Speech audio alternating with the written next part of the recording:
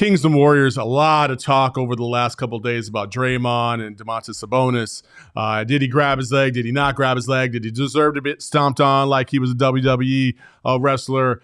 JJ Redick had an interesting take on this as well, and let's hear what he had to say on First Take. The series. They have allowed too much. I have no problem with physical play in the playoffs. But if Steph Curry's not allowed to move off the ball, if you're preventing players from running down the court and you're allowing that to happen, there's a play late in game 2 where Kevon Looney's right underneath the rim, ready for a rebound. Sabonis crashes in, pushes him in the back. They don't call the foul. That's a foul. The referees have dictated too much in the Kings' favor in this series. I really believe that. And I don't know if it's the home crowd or whatever. I rarely complain about the referees. In fact, I don't even know if I've ever complained about the referees. I think they're great. But if they're going to come back in this series, they've got to call the game the way the game is supposed to be called. I really believe that. JJ Redick this morning on his Old Man and 3 podcast, you know what he did? He was, let me walk it back a little bit because he was catching a lot of flack and said that he was taken out of context. For one, I don't really agree with JJ because, I mean, we have seen the Clippers. I mean, you have seen, why can I not remember his name? Tall guy, can shoot the threes in the corner for the Clippers. Nicholas Batum. Batum. Straight up grabbing Devin Booker around the arms, no call. Like, well, hey, you got to play through it sometimes. Like, you just got to go. EJ, you wanted to talk about JJ Redick and what he said? What are your thoughts? JJ Redick is on record a couple of months ago of saying, having the audacity to say, that today's game is more physical than the 80s. Now, you got to understand something. JJ Redick probably wasn't even born yet. I don't know what year he was born, but he probably wasn't even born yet. So he's saying that today's game is more physical than the 80s. And then he tried to walk it back and say, well, I mean, I'm talking about it's not a lot of fights. And that. JJ, the game today is so soft compared to when we played. How dare you complain about physicality in a game today where Kevin Durant got a foul the other night because he rubbed the shoulder of Kawhi Leonard. And it was his left shoulder, and he's right-handed on a shot. The game is so protective of shooters today, it is ridiculous. And you're complaining that the Kings are physical with Steph and Clay? They're not physical with them. That's not physicality. Physicality is back in the 80s, the era that you said is not as physical. If you ran through that lane, you were going to get murdered. You were getting hit, and the officials didn't call it. Knocked off stride, butted out of bounds, grabbed on your arm, everything. But you know what the officials allowed us to do when they did that? We can grab back. We can adjust ourselves and get momentum off of them. And we love playing that way. It was no problem. We came off the pick, raise up, shoot. Guy punched me in the stomach. It was a fair play.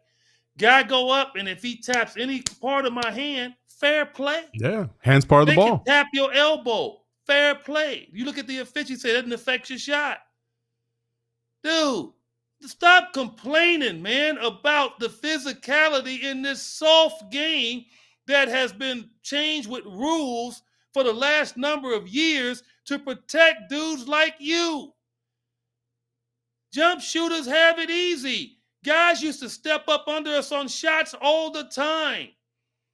Okay? And we're in fear of stepping on their foot. Now it's a flagrant. You don't even get that fear anymore. Stop, man. I don't know what agenda he's on, but it bothers me when a guy's on an agenda and he wasn't even born yet. Now, you could go pick up some film, because if he went and picked up some film and he saw this, I'll send you film, JJ, of me. I had 80% of my games that I played, and I played in almost 1,300 games, whatever it was. I'll send you film of how it was when I was trying to get open on the pick, man. Okay? And didn't complain one bit. I just came off, found a way, and just drilled it right in the damn grill. Like, get the next one. Too late. Okay?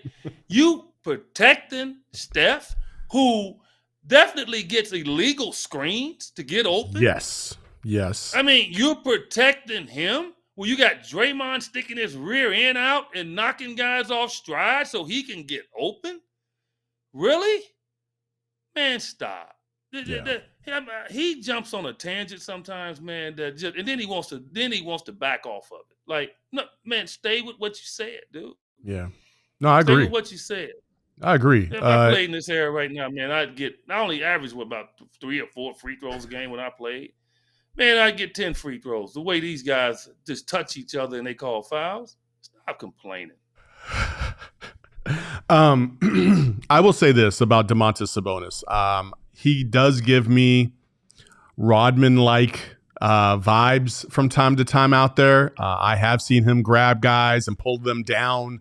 And so I can see to a certain degree why people might have beef with Domantas Sabonis. However, there is no beef, or there is no argument that can be made that Domantas Sabonis is a dirty player when he's pulling down the same kind of dude that does the same kind of antics on the other side in Draymond Green.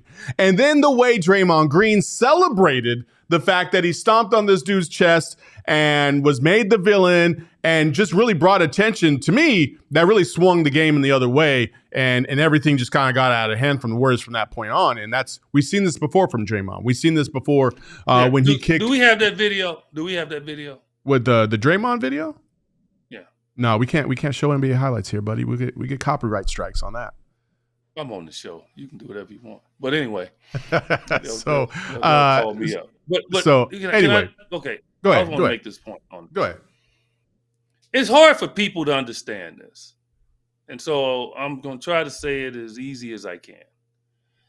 Within the game of basketball, it's gamesmanship.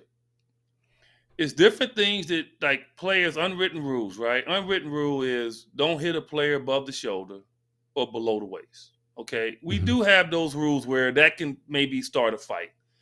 Like, guys are going to get elbowed, in the extremity, in the upper extremities, because that's just, you're both there, you're fighting. That's going to happen.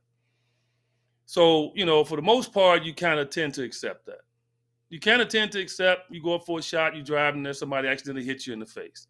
I mean, because all of us has done that to somebody else as basketball players. So what Domantas Sabonis is doing, to me, is more gamesmanship than dirty. It's more gamesmanship than dirty.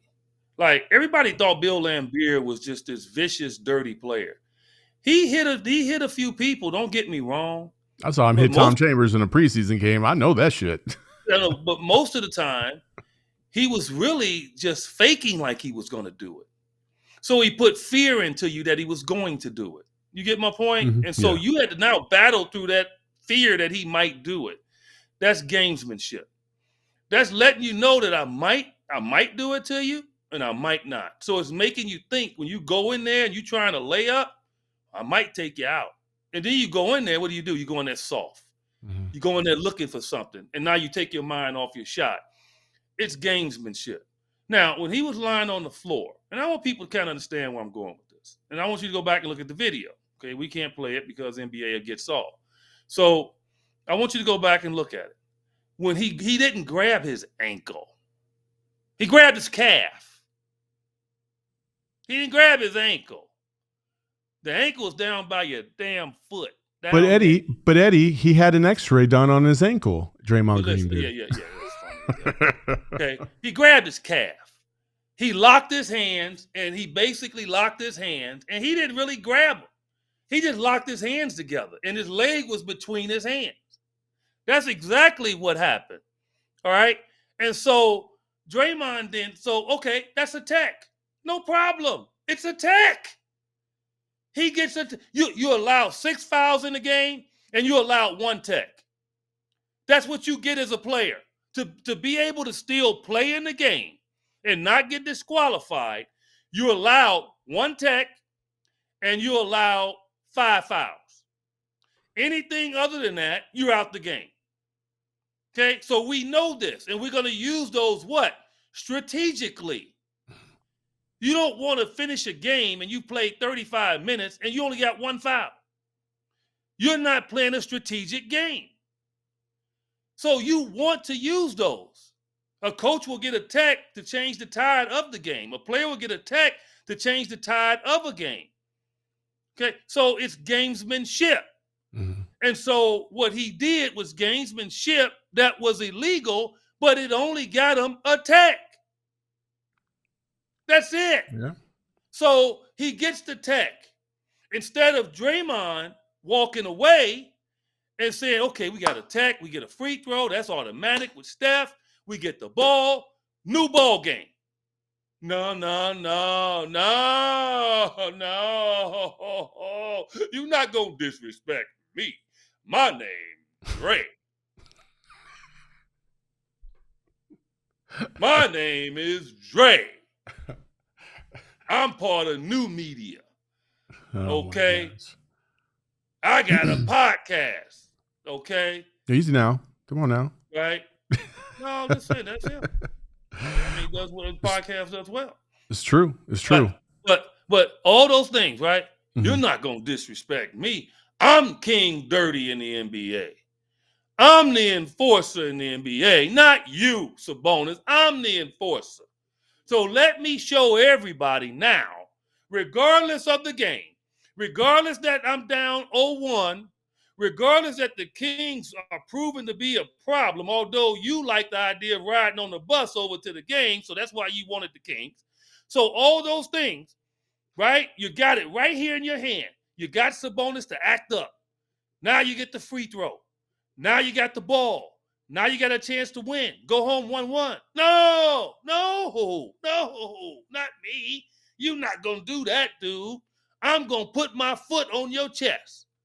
And people talk about, well, he shouldn't have got suspended because, he did that to he grabbed his ankle and he stepped. Now, we just saw a kid almost die on a football field because somebody put a helmet into his chest, DeMar Hamlin. We just saw it. And we were amazed that his heart would stop on something like that. What makes you think a dude that's 240 pounds jumping up on the chest of a guy couldn't do the same thing? People so hypocritical, man, when it's about their team and they don't want to look at it. But when it's life and death, when it's about somebody getting injured, that stuff's out the window. What Draymond did was egregious, and then he leaped off of his chest. So not only did he stomp his chest, then he had to press down to leap. What if that had happened to be De'Aaron Fox? Oh, shit. Yeah. Sabonis got the strong chest. I heard he's sore as heck. But what if it had been De'Aaron Fox? Then what, people? Yeah. What he did was egregious. It had nothing to do with gamesmanship. Nothing. It had a lot to do with him trying to hurt him. Just like he tried to hurt Jordan Poole. Don't you know he has that in his heart? Yeah. He has it in his heart. He can never convince me he doesn't. When you go after a teammate, a guy that you spend all these days with, that you battle with, a guy last year that helped you get a championship when you stumped the first 4 games of a finals.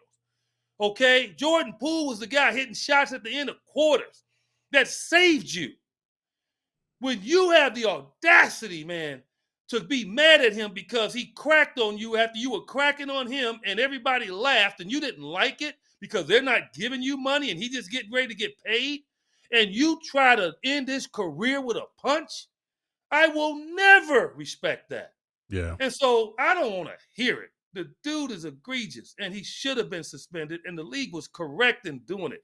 All these people running around talking, I think that was wrong. Please, stop. And Steve Kerr's my boy, but Steve, when your players do it, we don't hear it to the same level as when other players do it to your players.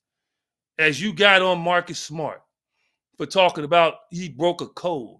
As you got on Dylan Brooks, as you went through a soliloquy on about Gary Payton II, who I love, okay? I've seen the kid since he's been a young kid, okay? I played with his dad.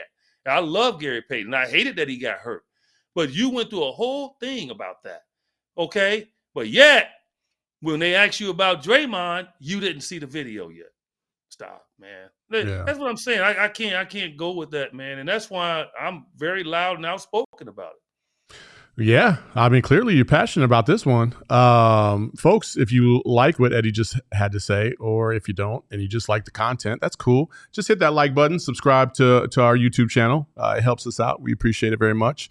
And Eddie basically just confirmed Draymond Green is going to be a Phoenix Sun next year. Because that's just, you know what? And you know what? And if he does something dirty, I'll say it's dirty. Yeah, no, I know you will. I'll say it's a foul. I mean, it's like I'm not going to compromise myself for the good of somebody else. First, I'm not doing it. I'm going to say, and then I'll explain it. But I think that's the way I carry myself on air, and I always do it. You know, but the only way you have to earn that, right? You can't be negative all the time. I'm not. I mean, like, I support my guys. I'm going to be in their corner. But if they foul somebody, I'm going to watch the replay. I'm going to say, yeah, it was a foul.